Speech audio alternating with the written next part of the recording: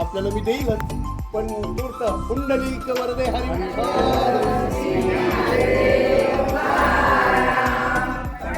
हरिओम.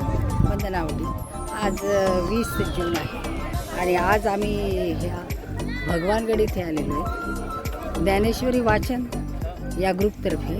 आणि अधिक महिन्यात संपूर्ण ज्ञानेश्वरी रोज 300 ओव्या असा उपक्रम होता. तर त्याची सांगता आज भगवानगड इथे होत आहे. जय भगवंत.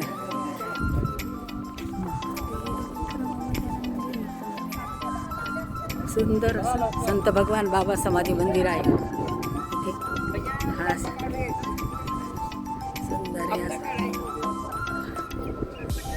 प्रसादालय आहे साईडला. सुंदर असं खूप रमणीय स्थान आहे.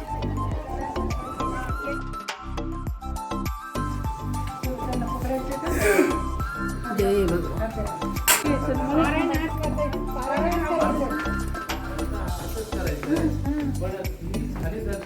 जय भगवान.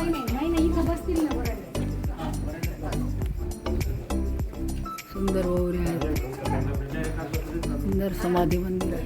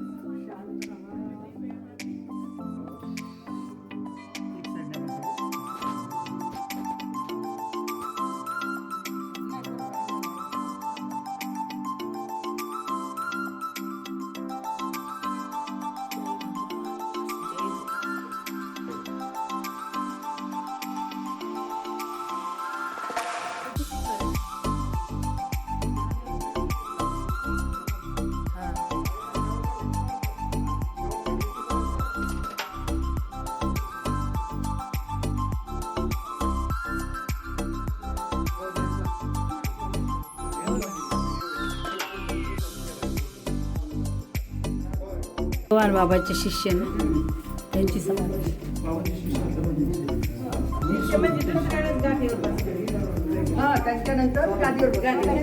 थांब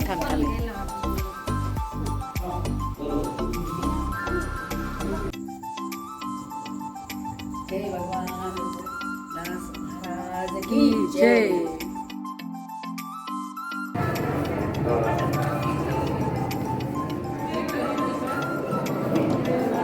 मंगळवारी एकाच्या घरी ज्ञानेश्वरीचं 300 ओव्याचं वाचन. आणि या उपक्रमात जे सहभागी आहेत त्यांनी त्यांच्या घरी जाऊन आरती सगळं आणि ज्ञानेश्वरीचे ओव्यांचं वाचन आणि त्याच्यानंतर समाप्ती करायची. आणि असा हा खूप चांगला मोठा ग्रुप आत्ता अधिक महिन्याच्या काळामध्ये सगळ्यांच्या घरी जाणं शक्य होणार नाही. त्याचं वाचन केलं आणि त्याची समाप्ती आज भगवानगडावर करावी असा विचार केला. या निमित्ताने भगवानगडावरती येण्याचा सगळ्यांचा आला. आता उभ्या आयुष्यात आम्हाला आज पहिल्यांदा इथे येण्याचा योग आला.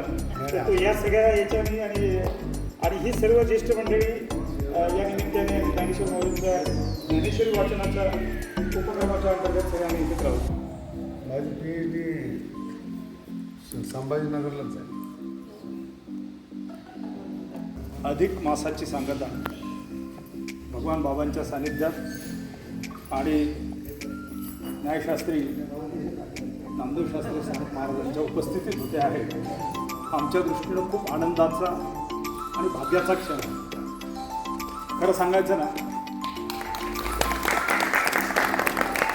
तर संबंध संतांमध्ये दोनच संतांना देव आहे. एक ज्ञानदेव आणि दुसरे नामदेव. याशिवाय दुसरा संत देव नाही. आणि म्हणून ज्ञानामध्ये बुद्धी असते आणि नामामध्ये मन असते. नामाचं उलटं म्हणा आणि ज्ञानासाठी बुद्धी असते. आपल्या या आयुष्यामध्ये नाम म्हणजे मन आणि बुद्धी म्हणजे आपला मेंदू देवाच्या चरणी अर्पण करण्यासाठी आपण आज या ठिकाणी आलो आहोत की जेणेकरून देव दे ती बुद्धी आणि संत म्हणतील तसं मन माझं कार्यरत राहावं ही प्रार्थना करण्यासाठी आपण सगळेजण या ठिकाणी आलो. म्हणून भागवत धर्माला इथे झेंडा नाही. भागवत धर्माला आहे ती पताका आणि त्या पताकाला असतात दोन टोक. एक ज्ञानदेवाचं टोक आणि दुसरं नामदेवाचं टोक. त्याच्यामध्ये भक्तीची काठी घातली की आपला वारकरी झालाच म्हणून समजा. असे वारकरी होऊन आम्ही सगळेजण या ठिकाणी आज आलो आहोत. भगवान बाबांनी आमची प्रार्थना या ठिकाणी स्वीकृत करावी आणि न्यायशास्त्री न्यायाचार्य नामदेव महाराज साहेब महाराज यांनी आमचं या ठिकाणी कृतज्ञता स्वीकार करावा ही विनंती आणि निमित्ताने करतो. आणि बिंडे सरांना विनंती आहे त्यांनी आणि निमित्ताने आपलं मनोगत ज्ञानेश्वर वाचन उपक्रमामध्ये व्यवस्थापन ही पूर्ण व्यवस्थापन माऊली आमच्या उपक्रमाबद्दल थोडीशी माहिती देतो. करोना काळामध्ये सगळेजण भयभीत झाले होते की आता आपलं काय म्हणजे जग संपणार बुडणार आपण राहणार की नाही राहणार. आणि अशावेळी जर कुणाची साथ असेल किंवा भयमुक्त व्हायचं असेल तर नामाशिवाय दुसरं कोणताही आपल्या पुढे उपाय नाही आहे. मग अशावेळी काय करायचं तर आज 4-5 लोकांनी मिळून आम्ही ज्ञानेश्वरीचं पारायण करायचं ठरवलं. मुळे काकांच्या घरी 5च लोक. माऊलीने ज्ञानेश्वरी वाचून दाखवायची निरूपण करायचं आणि त्यात मी सुद्धा नव्हतो. या 5 जणांनी ते ऐकायचं निरूपण ऐकायचं असा हा उपक्रम सुरू झाला. पण देवाच्या दयेने माऊलीच्या कृपेने आपण या संकटातून म्हणजे महामारीतून आपण वाचलो. बरेच लोक आपले आत्ता स्वतःसुद्धा गमावले पण आपण वाचलो म्हणून हा दिवस. आणि मग हा उपक्रम यांना वाटलं की आपण 4-5 जणांतच करण्यापेक्षा आपल्या कॉलनीतले मित्रपरिवार असं करत मग आज जवळपास आमचे 28 पारायण त्या करोना काळानंतर झालेले. आणि एका पारायणाची समाप्ती आम्ही आळंदीला केली. दुसऱ्या पारायणाची संभाजीनगरला केली. तेव्हा आळंदीचे आपले निरंजन नाथ महाराज आले होते त्या समाप्तीसाठी. आणि आता ही अधिक मासाची समाप्ती आमचं परम भाग्य आहे की न्यायाचार्य नामदेव शास्त्री महाराज हे आज आपल्याला त्यांचं दर्शन आज घडलेलं आहे. एवढा भाग्याचा दिवस आपल्या म्हणजे माऊलीमुळं प्रत्येक पारायणाच्या सांगता सोहळ्याला आपल्यासाठी म्हणजे आपल्या भक्तासाठी काही ना काही एकदम चांगलं घडत आहे. आणि आज सोन्याचा दिवस आहे. माऊलींचे आपल्याला आशीर्वाद लाभणार आहेत. आणि मी आता आपले प्रवर्तक ज्ञानेश्वर माऊली हे सुद्धा ज्ञानेश्वर माऊलीच आहेत. ज्ञानेश्वर कुलकर्णीच आहेत हे सुद्धा.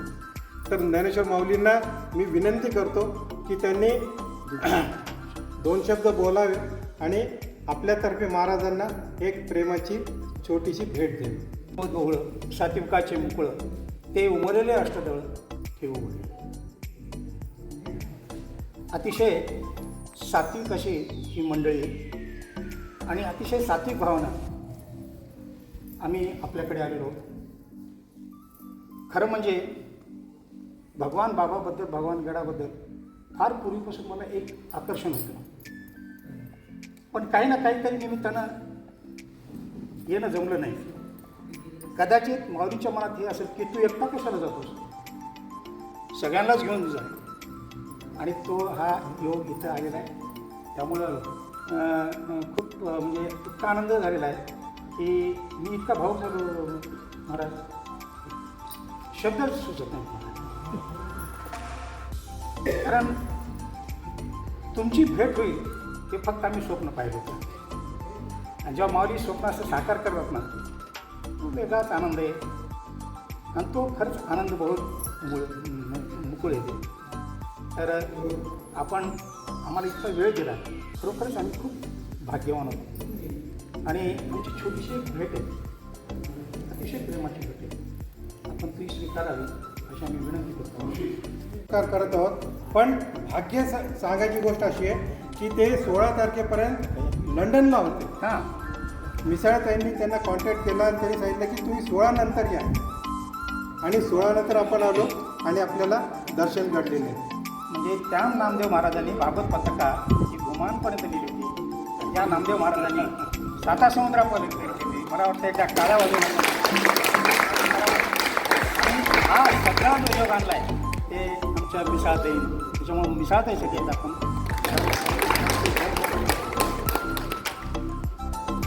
साधता संवाद करते. आपण सगळेजण सत्कार करतो.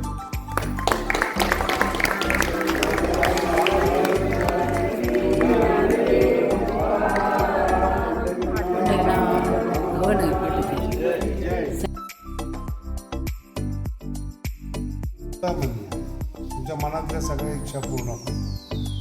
द्रष्टादृष्टी जो शब्द आहे तो या अर्थ. द्रष्ट शब्दाचा अर्थ आहे की जगताना फळ मिळावं आणि अदृष्ट शब्दाचा अर्थ आहे परमात्मा मिळावं. तर द्रष्ट विजयी म्हणजे त्याला प्राप्ती व्हावी असं नाही, याने संघर्षातून दोघावर विजय मिळवावा असा ज्ञानोबांचा आशीर्वाद आहे. तर आपली वाटचाल वाचनापासून सुरू झाली, त्या अर्थापर्यंत आणि भावापर्यंत जावं एवढंच माझा आशीर्वाद.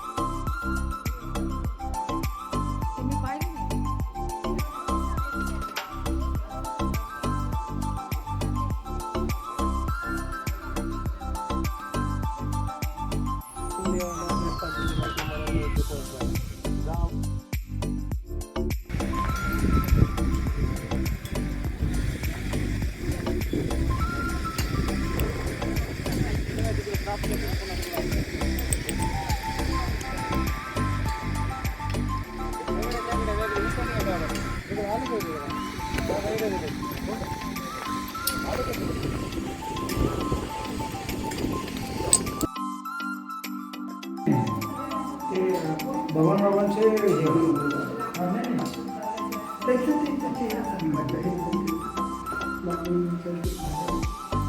धौम्य ऋषींचं हे मंदिर आहे. हे पूर्वी धौम्य गड म्हणत होते याला, नंतर भगवान गड म्हणत. धौम्य ऋषी आणि 5 पांडव. जुनं पुराण मंदिर.